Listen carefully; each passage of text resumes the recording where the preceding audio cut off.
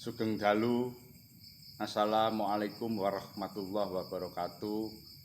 Salam sejahtera bagi kita semua. Om Swastiastu, Namo Buddhaya, salam kebajikan, Rahayu. Selamat malam para pemirsa YouTube yang kami hormati, terutama saat ini yang sedang melihat YouTube Gusti Benowo Channel. Saya ucapkan salam persahabatan. Saya akan kembali ke belakang sedikit dan melanjutkan cerita saya yang seri 3 atau part 3. Sejak saya berada di dalam keraton seusia sekolah dasar atau SD, kemudian meningkat sekolah SMP atau SLTP, anak-anaknya sinuhun diajarkan menari. Bagi mereka-mereka yang mau dan ingin bisa menari, difasilitasi segalanya di dalam keraton Surakarta Hadiningrat. Disiapkan para niyaga dan juga pelatih menari pada saat itu. Namun demikian, ternyata hanya ada beberapa saudara saya yang mau menari, diantaranya saya sendiri, kemudian Mas Bandono atau Mas Buger, kemudian ada 1-2 orang adik saya yang ikut belajar menari, itu pun tidak lama dan tidak aktif. Sehingga saya bisa menari sejak awal dan belajar ada di dalam keraton. Setelah itu, saya banyak menari di sekolah pada acara-acara tertentu. Misalnya sedang melawat ke sekolah lain, selalu saja saya terlibat di dalam acara menari, sekaligus acara berolahraga sesuai dengan keahlian saya. Saya pernah menari di beberapa sekolah yang lain, misalnya ada di Blora dan daerah-daerah lain saya agak lupa. Kemudian setelah itu meningkat setingkat SLTA atau SMA, saya ikut menari di dalam festival, waktu itu ada di negara Hong Kong. Kalau tidak salah bernama The 10 Asian Art di Hong Kong. Waktu itu rombongan dari Keraton Surakarta, ada beberapa orang penari, termasuk saya, dan waktu itu kalau tidak salah adik saya yang sekarang sudah meninggal dunia, yaitu Gusti Nur Muhammad atau nama dewasanya yang diberi nama oleh bapak saya, Gusti Cahyaningrat.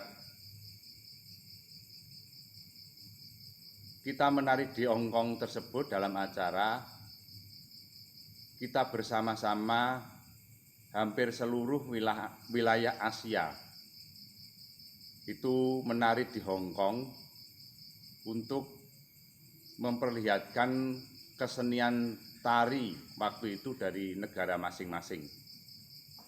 Kebetulan dari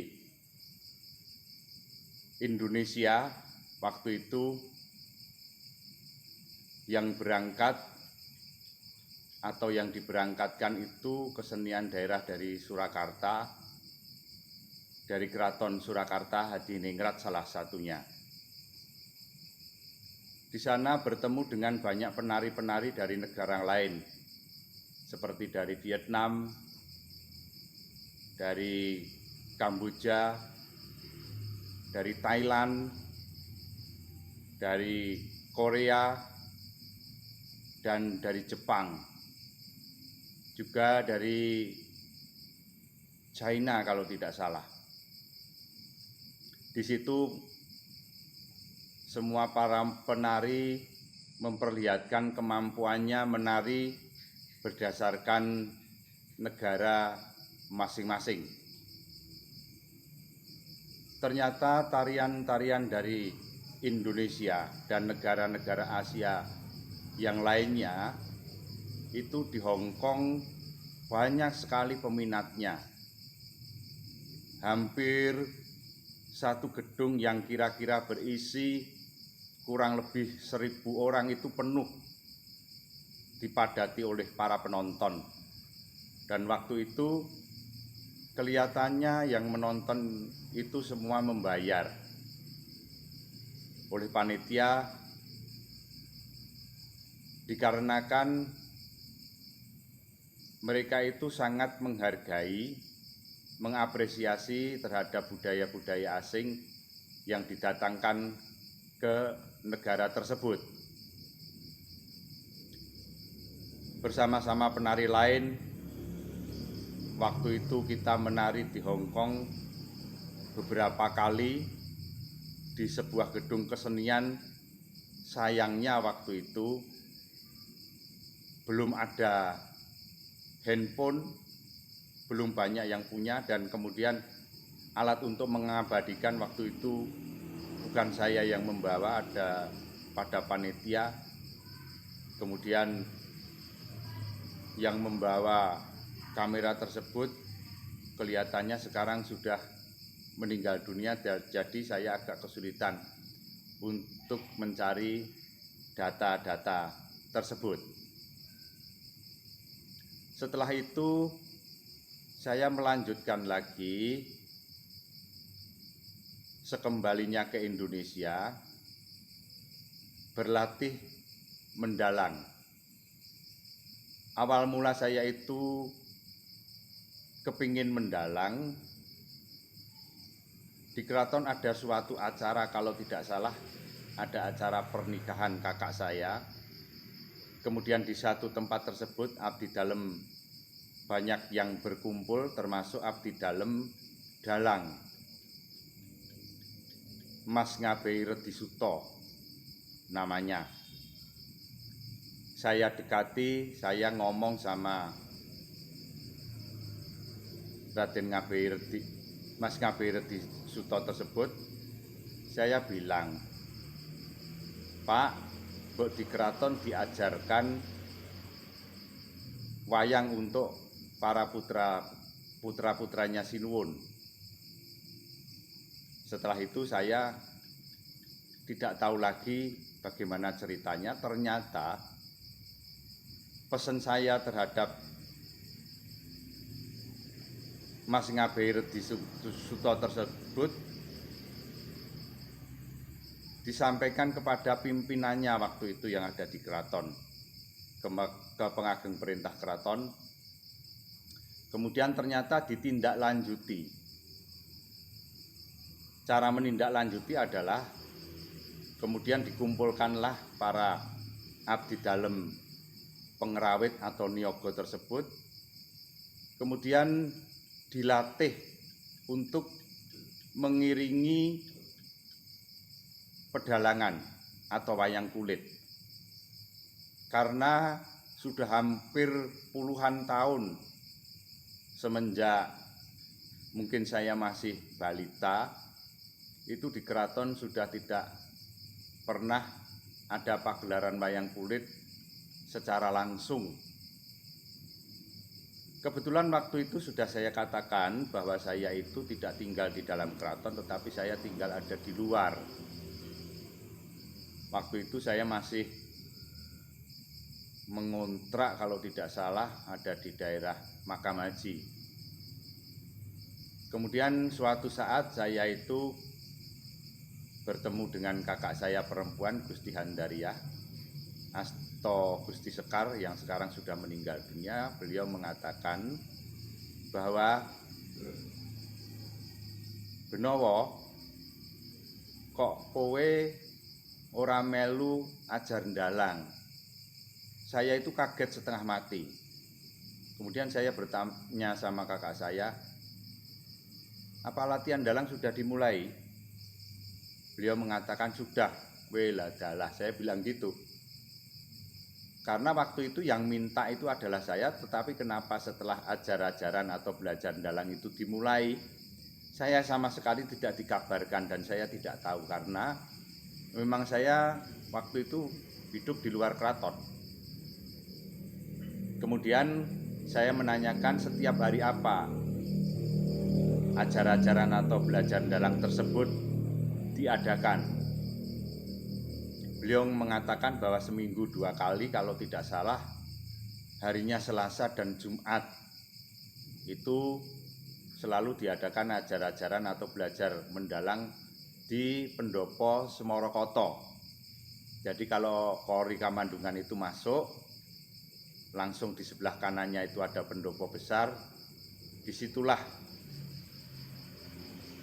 anak-anaknya Sinuwun belajar mendalang. Kurang lebih sudah 1 bulan lebih saya itu baru tahu bahwa di keraton sudah mulai diadakan ajar-ajaran atau belajar mendalang. Kemudian saya datang dan dikasih catatan awal dari Mas Ngabei Redisuto tersebut untuk dihafalkan. Kemudian baru hari yang berikutnya saya bisa maju untuk mencoba mendalang dan diajari bagaimana cara mendalang, kemudian mendengarkan, ngepaske gending dan iramanya tersebut, karena sama sekali berangkat dari nol. Walaupun saya sudah sedikit mengetahui gending-gending tari yang ada di keraton, namun itu beda sekali dengan iringan di pedalangan. Satu persatu waktu itu yang belajar mendalang ada beberapa orang, yaitu diantaranya Sinuwun yang sekarang sendiri jumeneng ini pernah ikut belajar mendalang sebentar. Kemudian Mas Buger, kemudian adik saya Cahyaningrat, kemudian Bambang Irawan, kemudian juga eyang saya yang sebetulnya belum sangat tua, tapi saya sudah harus memanggil eyang karena urutannya seperti itu. Sekira beberapa bulan saya mendalang, setiap saya itu maju untuk berlatih mendalang, saya selalu oke, artinya saya bisa menghafal hafalan-hafalan itu dalam jangka waktu yang sangat singkat. Setiap kali saya diberi catatan baru mengenai wayang atau dalang tersebut, saya dengan mudah dapat menghafal janturan, dialog cerita wayang, dan lain sebagainya. Tetapi yang saya sayangkan waktu itu, satu persatu saudara saya yang ikut belajar mendalang itu mundur. Saya tidak tahu penyebabnya karena apa. Dimungkinkan karena memang sulit belajar mendalang itu, terutama mengenai hafalan. Karena disarankan oleh guru saya, Mas Ngabei Redisuto waktu itu, sebaiknya tidak membaca, jadi harus dihafalkan. Panjenengan bayangkan, menghafal segitu banyak itu sangat sulit sekali. Tetapi ternyata saya mampu dan bisa menghafal tersebut. Bahkan hanya dalam waktu 4 bulan saya itu sudah selesai. Artinya jangkep. Saya itu bisa mendalang secara dasar orang mendalang dengan kemampuan yang sangat terbatas. Bahkan untuk ndodok kotak,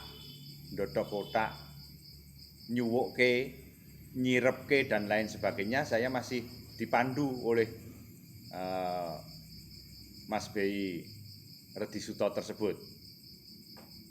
Kemudian tibalah saatnya 4 bulan tersebut, saya diminta oleh kakak saya yang perempuan, yang sekarang sudah meninggal dunia, Gusti Sekar, untuk mendalang di pojokan keraton sebelah barat selatan dalam Broto Diningrat dalam acara ulang tahun anaknya yang menginjak usia 2 tahun waktu itu.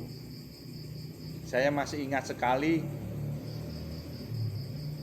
dengan keberanian saya yang pas-pasan karena hanya berbekal nekat. Rasanya seperti mau dihukum. Banyak tamu. Kebetulan saya melihat juga di situ ada Ki Anom Suroto yang sudah sangat terkenal akan kepiawaiannya, kemampuannya, kehebatannya. Penjenengan bisa membayangkan seorang dalang yang baru belajar, yang kemampuannya belum bisa apa-apa, di situ ada sang maestro dalang. Saya keringat dingin, bingung, rasanya seperti mau pingsan, sampai saya minum air teh itu saya campur dengan minyak angin, karena memang betul-betul saya nervous waktu itu. Saya masih ingat lakon yang ditampilkan di situ untuk Semalam Suntuk. Wayangan tersebut itu adalah lakon Wahyu Makutarama atau Wahyu Makutoromo. Dengan segala keterbatasannya, diiringi oleh para pengrawit dari Keraton Surakarta, menggunakan kelir dari Keraton Surakarta, menggunakan wayang juga dari Keraton Surakarta, kebetulan bisa selesai sampai pagi, kurang lebih jam 4 pagi. Itulah awal mula saya belajar mendalang. Kemudian setelah itu saya mendalang ada di beberapa tempat di Keraton Surakarta Hadiningrat. Misalnya saya mendalang di Siti Hinggil. Waktu itu untuk acara apa saya agak lupa. Di situ ditunggui oleh bapak saya dan kebetulan ada tamu bapak saya yang sangat terhormat, yaitu Jenderal LB Murdani, menunggui saya mendalang di situ. Tetapi saya sudah agak lumayan bisa mendalang. Kemudian juga saya mendalang di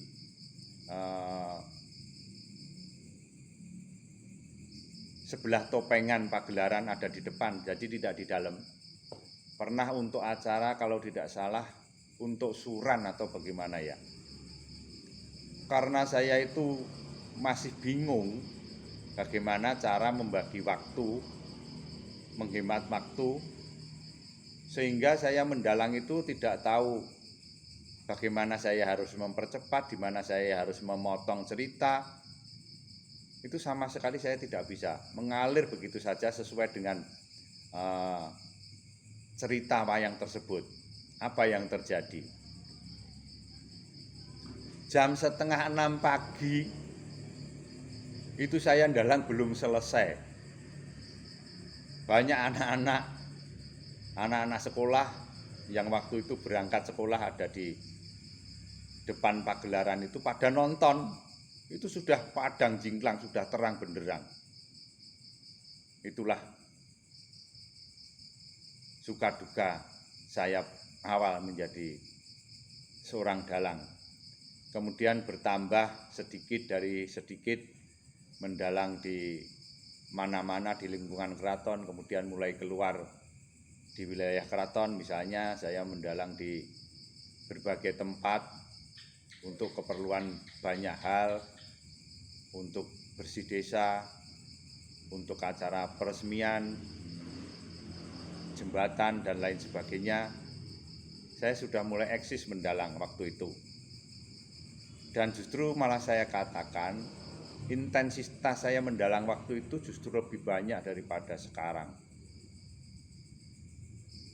Walaupun saya mengakui dan merasa bahwa saya bukan apa-apa dibandingkan dengan dalang-dalang yang sudah sangat terkenal seperti Ki Anom Suroto, Ki Mantep Sudarsono, kemudian dalang-dalang sepuh yang lainnya. Ki Mujoko Jokoharjo waktu itu juga masih sugeng.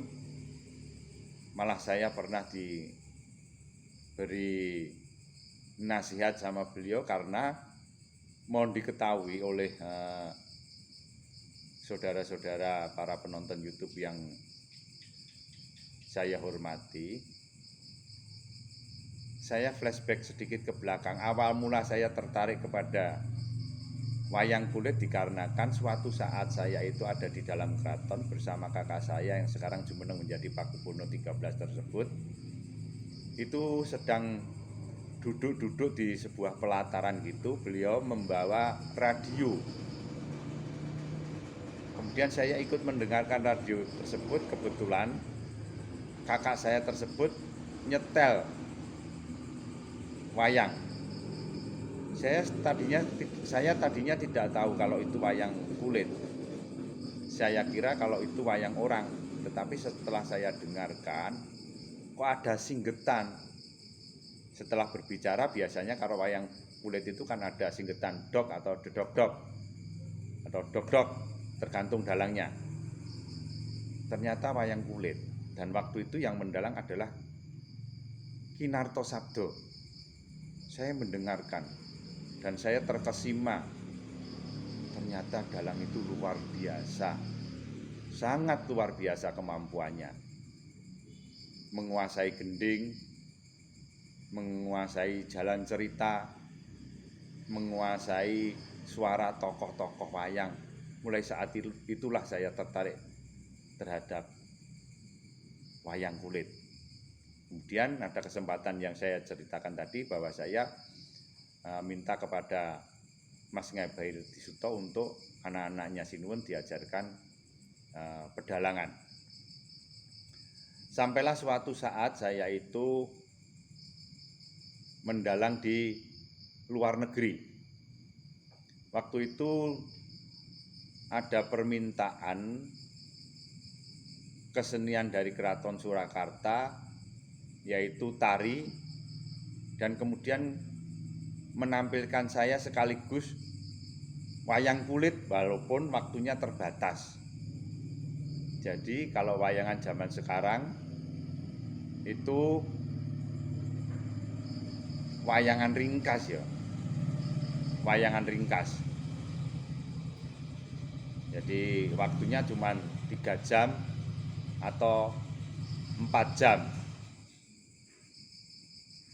Berangkatlah dari Keraton Surakarta itu rombongan kesenian berjumlah kalau tidak salah ada 30 orang dengan membawa seperangkat gamelan dari Solo, dibawa komplit menuju ke Eropa. Itu tahun 1984 kalau tidak salah. 1984 kita berangkat ke Eropa. Misi kesenian Indonesia Jawa dari Keraton Surakarta. Setelah sampai di Eropa, kita pastilah kalau ke Eropa waktu itu berhentinya kita di Nederland atau di negeri Belanda. Baru setelah itu kita keliling Eropa untuk menari dan mendalang. Saya di situ tidak hanya mendalang tetapi juga menjadi pengerawit. Jadi kalau saya tidak sedang mendalang, saya ikut menabuh. menjadi pengerawit. Waktu itu saya mendapat kewajiban mendalang ada di beberapa negara. Yang pertama, kalau tidak keliru, mungkin bisa ditambahkan oleh yang masih ingat dan ikut rombongan saya atau rombongan keraton ke luar negeri, itu berada di negeri Belgia, kemudian di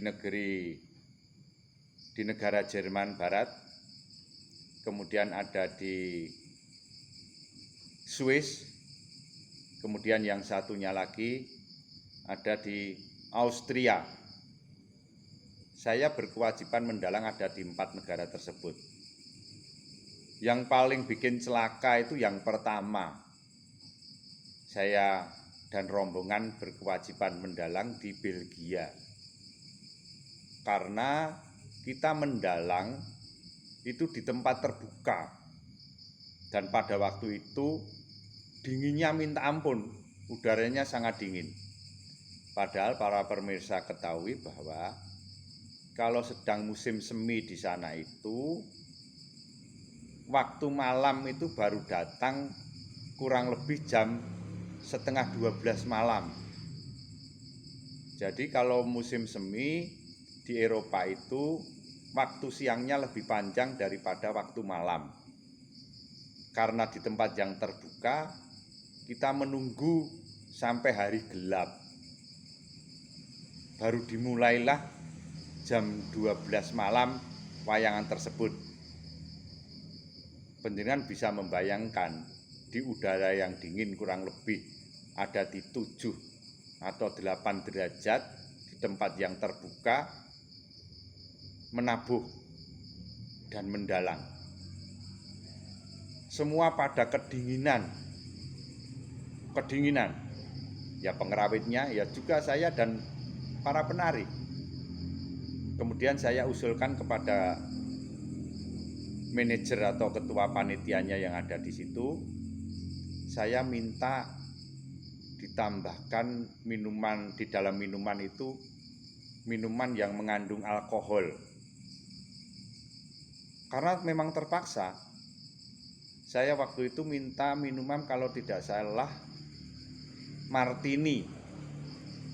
Ternyata martini yang dijual di Eropa itu mempunyai kandungan alkohol yang sangat tinggi, lebih dari 40%. Tetapi karena tidak ada pilihan lain, ya sudah itu kita ambil, dibeli sama ketua panitia, kemudian dibawa ke tempat pertunjukan tersebut. Minuman itu dituangkan sedikit-sedikit ke dalam teh yang dihidangkan kepada para pengerawit, penari, dan saya sendiri untuk menghangatkan tubuh. Tanpa itu tidak mungkin bisa bekerja. Tanpa itu tidak mungkin bisa menabuh, tanpa itu tidak mungkin saya bisa mendalang. Setelah dituangkan itulah badan menjadi hangat. Itulah ternyata kegunaannya minuman keras. Oleh karena itu kalau minuman keras diminum di daerah tropis seperti Indonesia, ya kita kobong, kepanasan. Di sana ada minuman macam seperti itu karena memang udaranya sangat dingin. Itu saja belum musim dingin.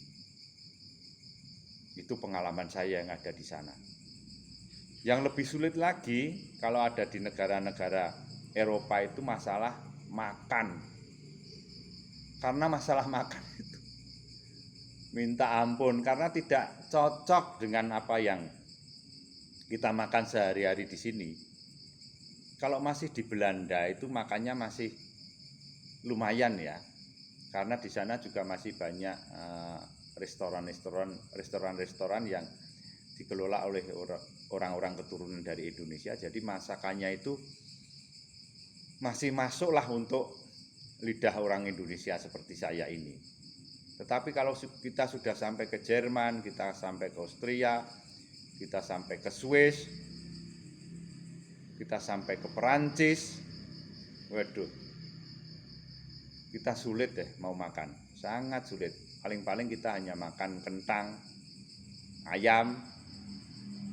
Sekali waktu kita mencari makanan mungkin masakan Cina yang ada di sana, itu pun rasanya beda, sangat berbeda dengan masakan yang ada di sini. Jadi repot.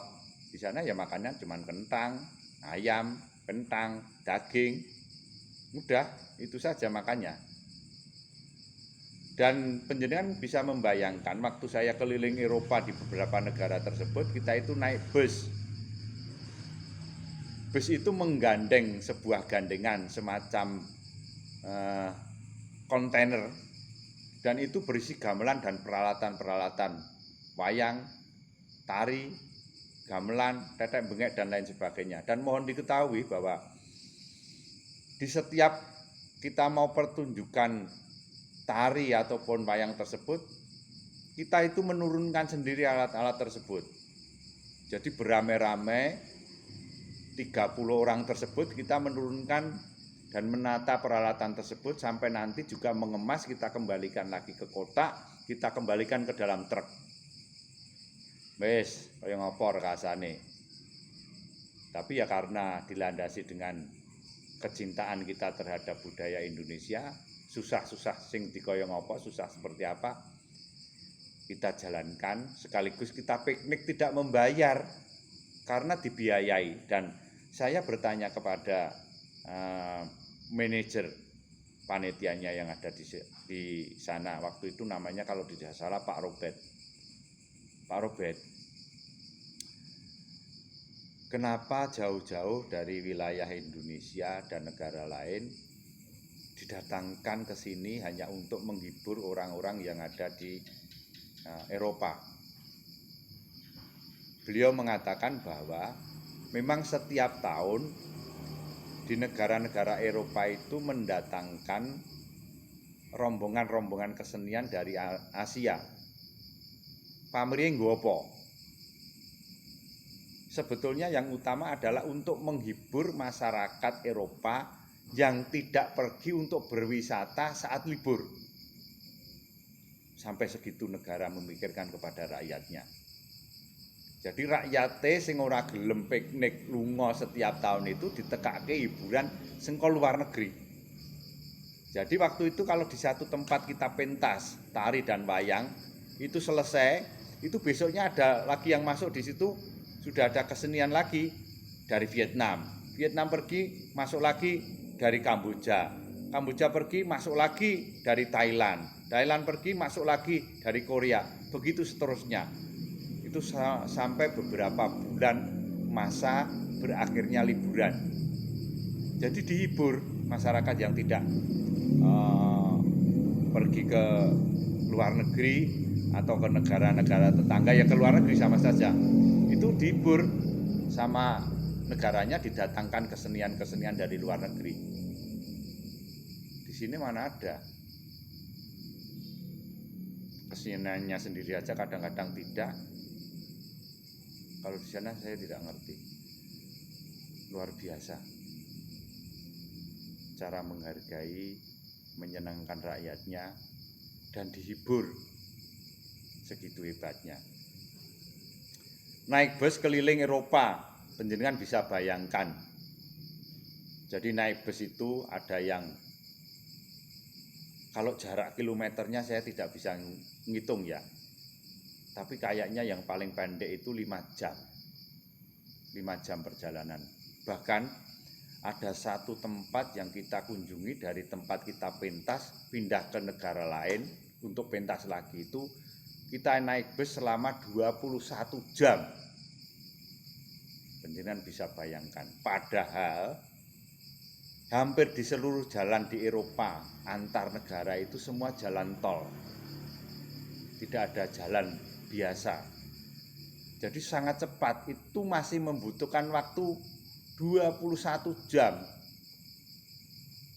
Coba Anda bayangkan, capek sekali, luar biasa capeknya. Tapi capek tersebut bisa terobati karena kita merasa senang, merasa bahagia, beramai-ramai, bersendaguro sambil berkesenian, bisa memamerkan kebudayaan kita ke luar negeri. Hanya itu. Kalau dihitung bayarannya wis ora cucuk. ora cucuk babar blas.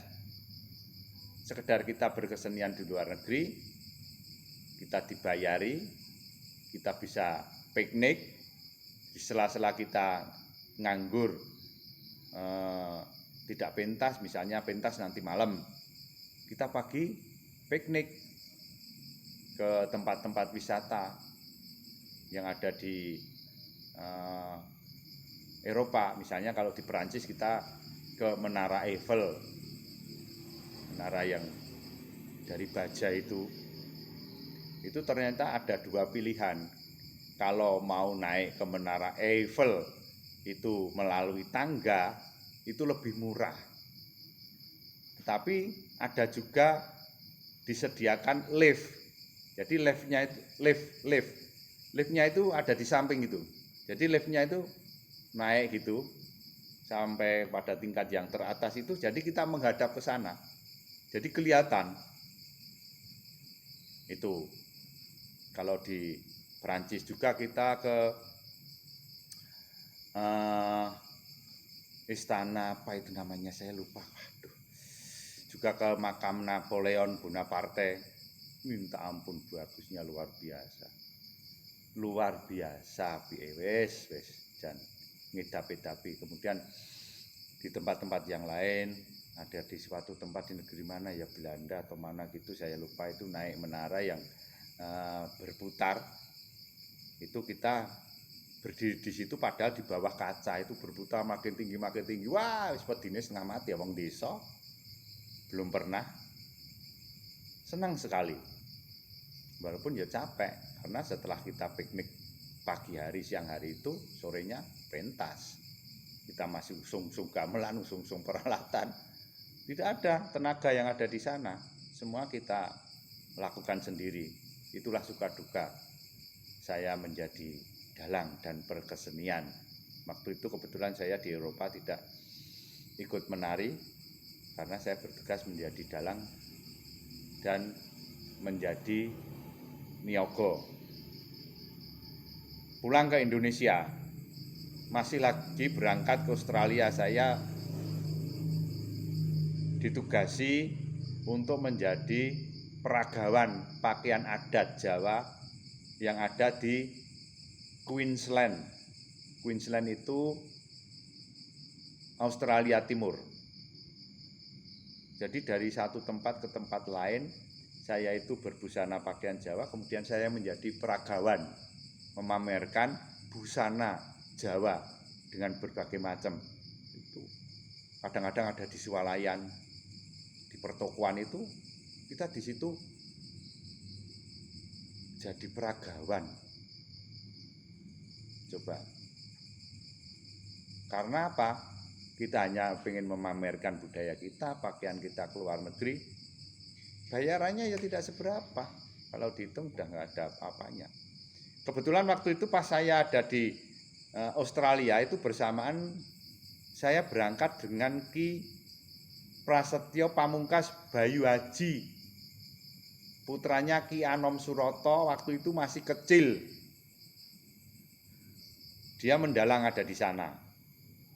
Wah, bikin kagum. Anak sekecil itu sudah pandai mendalang, dan kebetulan waktu itu diantar juga oleh bapaknya Ki Anom Suroto, dan satu flat, satu macam hotel tempat tinggalnya dengan saya. Di situ berangkat bersama-sama dengan Ki Pamungkas Prasetyo Bayu Haji atau Mas Bayu Haji yang sekarang menjadi dalang terkenal tersebut. Juga Ki Anom Suroto, mungkin kalau tidak salah juga dengan garwane, istrinya yang sudah meninggal itu. Itulah pengalaman saya, suka duka saya menjadi dalang. Kemudian selanjutnya saya menjadi dalang di sini, kemudian dalang di berbagai tempat, termasuk saya mendalang waktu syukuran Bapak Jokowi menjadi wali kota yang kedua. Itu saya yang diberi tugas untuk mendalang. Waktu itu di pasar Pon itu namanya pasar apa ya? Pasar Triwindu, mendalangnya di situ. Dan kebetulan waktu itu yang menyerahkan wayang adalah Ibu Megawati Soekarno Putri. Itu saya sangat terkesan, kebetulan fotonya lah kok ya ora ketemu coba. Karena saya sudah berganti-ganti HP, mungkin filenya yang ada di situ hilang atau bagaimana, saya mencari juga belum ketemu, tapi bisa ditanyakan ke DPC PDI Perjuangan Kota Surakarta. Bahkan saya mayang ditunggui Pak Joko Widodo yang sekarang presiden itu 2 kali. Waktu juga peresmian Galabo yang ada di depan Beteng sebelah timur Gladak, itu saya ditunggui Pak Jokowi. Dan ramai waktu itu, lumayan. Bisa saya naikkan beliau ke panggung, bisa dialog interaktif dengan saya, dan ditonton oleh warga masyarakat. Dan mohon diketahui juga waktu itu sekaligus saya menjadi jurkamnya beliau, saya jadi juru kampanyenya beliau. Waktu Bapak Jokowi itu mencalonkan menjadi wali kota yang kedua, saya itu satu-satunya orang bukan dari partai yang didaftarkan oleh PDI Perjuangan Kota Surakarta secara resmi ke KPU, ke Bawaslu untuk menjadi jurkamnya beliau.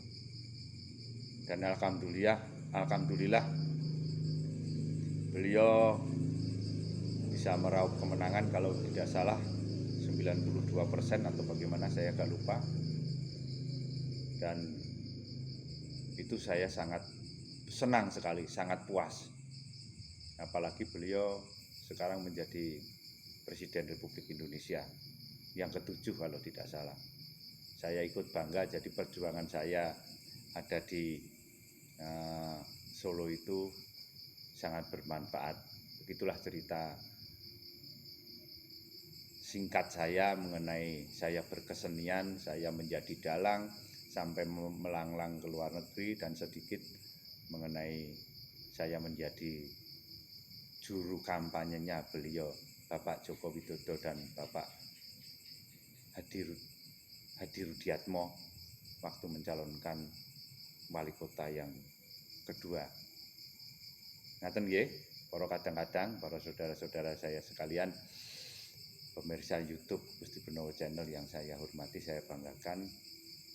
Saya mengucapkan terima kasih kalau ada salah kata, ada kekeliruan apapun, tidak ada yang saya sengaja, karena mungkin karena keterbatasan ingatan saya. Kalau sampai ada yang salah ucap atau apapun yang tidak berkenan di hati panjenengan, saya mohon maaf yang sebesar-besarnya. Sekian, terima kasih. Wassalamualaikum warahmatullahi wabarakatuh. Matur nuwun.